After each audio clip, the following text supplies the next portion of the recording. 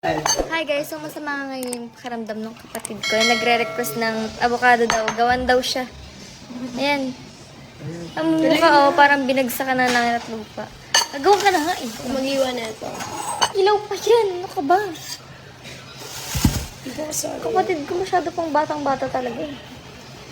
Hiwain niya daw to. Diyos ko, ano makukuha mo dito, Day? Wala mo. Pagpuntay ka na lang kasi doon. Okay? Okay. Right? Alam niyo ba guys, sa mga hindi nakakaalam, pag bumibili yung papa or mama namin dito, tuwan-tuwa talaga kami.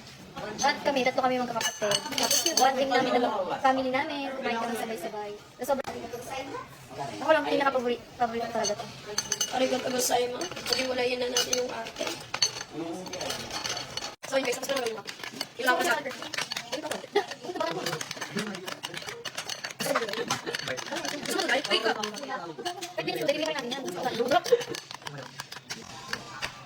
Parang matcha. Hindi siya matcha, yung matcha. Ang pinasa ko matcha. Ano, lasang damo.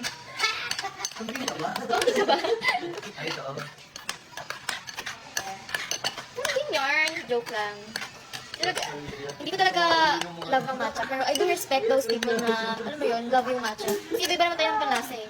Pero ako talaga, hindi ko siya mapait kasi.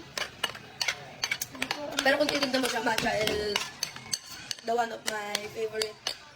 Look lang. Pero pag kakainin mo na, yun na. Iinumin, hindi ka nakain.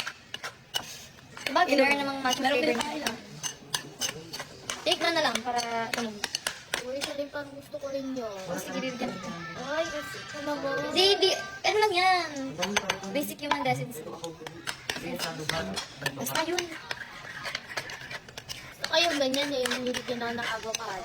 Pero mag-expect, mabait lang talaga ako. Wala lang sikit ha. Ano dyan?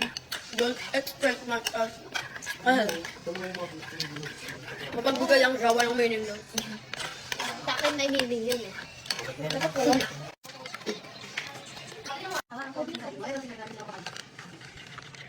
Yung dapat nagagawa natin sa Shalene, wala na. Umiwalay na. So ako na lang. Sarili ko na lang muna yung gagawin ko. Bumukod na siya.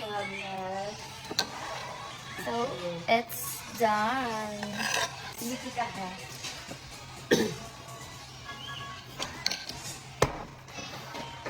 Ayan na. Sino pa yung avocado? Don't need no one to tell me how to